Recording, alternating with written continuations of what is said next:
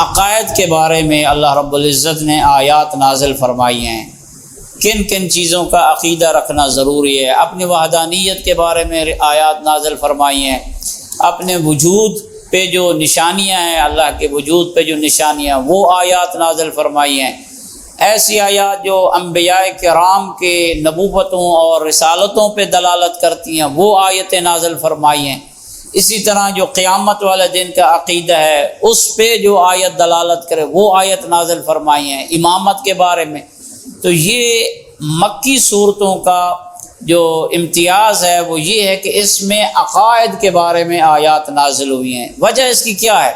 اس کی وجہ یہ ہے کہ مکہ میں آغاز اعلان اسلام ہوا ہے، تبلیغ اسلام کا آغاز مکہ میں ہوا، تو اسلام کی بنیادی چیزیں تو عقائد ہی ہیں۔ سب سے پہلے تو پاک پیغمبر کو عقائد کے بارے میں لوگوں کو آگاہ کرنا تھا کہ آپ نے بتوں کی پرستش نہیں کرنی ہے، آپ نے اللہ کی پرستش کرنی ہے، اللہ کو وحدہ لا شریک لہ ماننا ہے، اللہ کی ان صفات پہ عقیدہ رکھنا ہے کہ وہ حی ہے، وہ قادر ہے، قیوم ہے، وہ مدرک ہے، وہ سمیع ہے، وہ بصیر ہے۔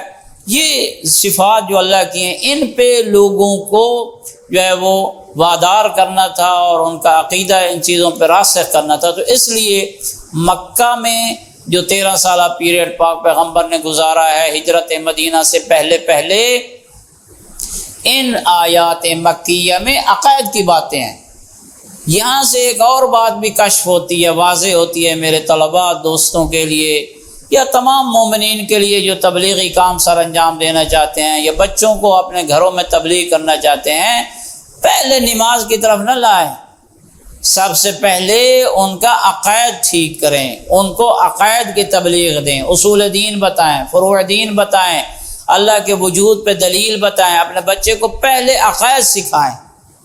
اور یہی وجہ ہے کہ پرانے زمانہ میں جو علماء کے روش ہوتی تھی پہلے کلمہ پڑھاتے تھے، یعنی جو بنیادی عقیدہ ہے وہ تو یہی ہے، اللہ کی وحدانیت کا اقرار ہو، نبی کی نبوت کا اقرار ہو، آخر الزمان اس کو نبی مانا جائے، ختمی مرتبہ تو اس کو مانا جائے، خاتم المرسلین مانا جائے۔ یہ عقیدہ پر سب سے پہلے عقیدہ ٹھیک کروایا جائے۔